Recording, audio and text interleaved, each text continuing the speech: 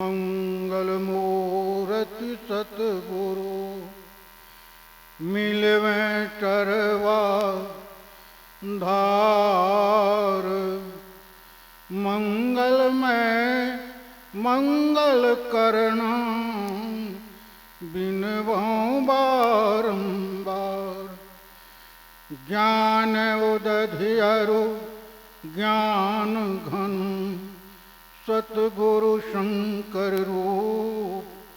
नमो नमो बहुबार सकल सुपूजन भो। बोलिए श्री सतगुरु महाराज की जय। श्री सतगुरु महाराज की जय।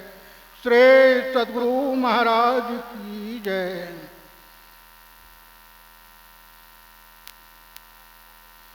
उपस्थित सत्संग प्रेमी महान भावों, माताओं, बहनों,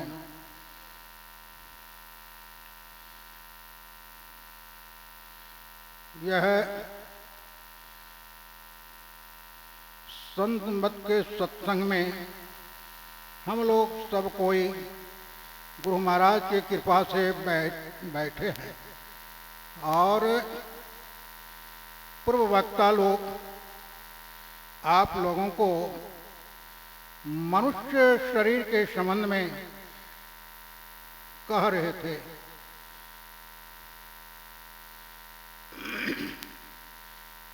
कहते हैं भगवान राम के समय में किन्हीं को किसी चीज का कमी नहीं था, सब कोई सुखी संपन्न थे।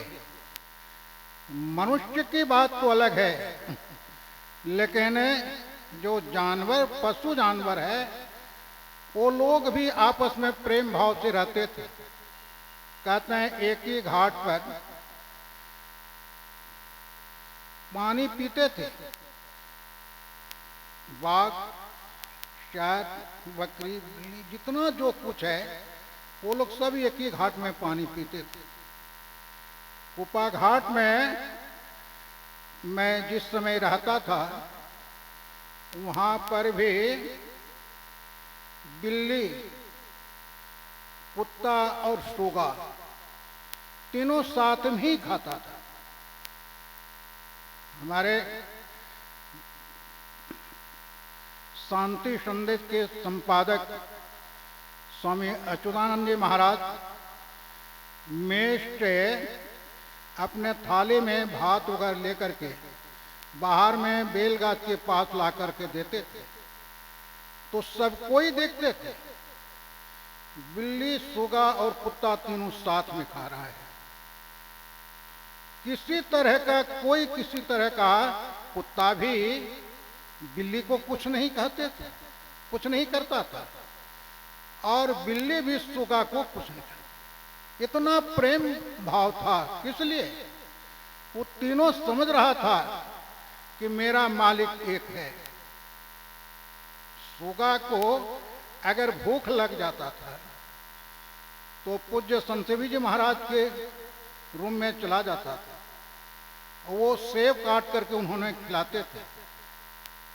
और पूज्य शाही स्वामी जी महाराज के वहां नहीं तो पूज्य शाही स्वामी जी महाराज के यहाँ चले जाते, और शाही स्वामी जी महाराज भी फल काट कर खिला देते थे। इतना प्रेम से सूगा रहता था वहां, सब कोई आदर करता था सूगे को। तो वह तीनों ने समझता था हमारा मालिक एक है। जब वह मनुष्य पक्षी है, कुत्ता जानवर है, बिल्ली भी, वह समझ में उसको आ गया कि मेरा मालिक एक है।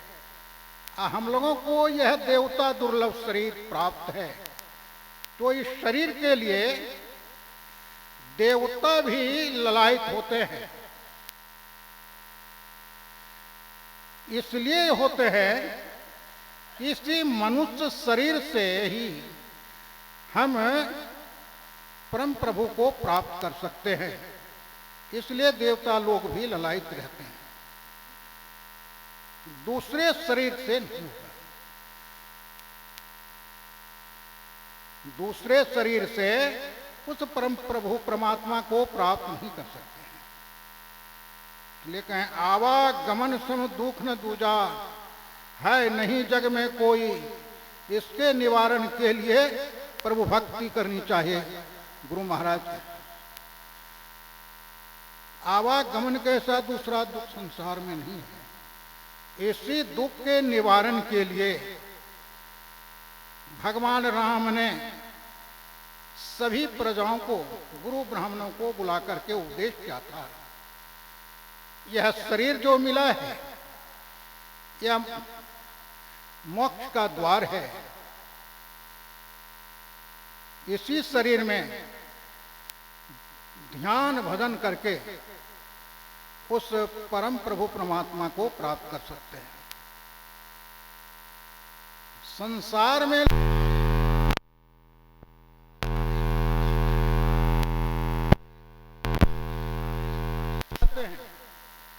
इतने आए हैं पंडाल में, एक एक करके पूछा जाए तो कोई दुख नहीं चाहता है, सब कोई सुख चाहता है। इसका कारण क्या है? इसका कारण यही है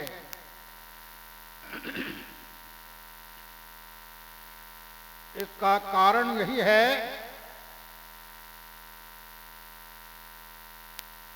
कि वह परमात्मा, सुख स्वरूप परमात्मा से अलग हो गया है।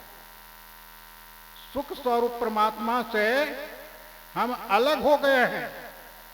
जब तक उस सुख स्वरूप परमात्मा को प्राप्त हम लोग नहीं कर लेते हैं, तब तक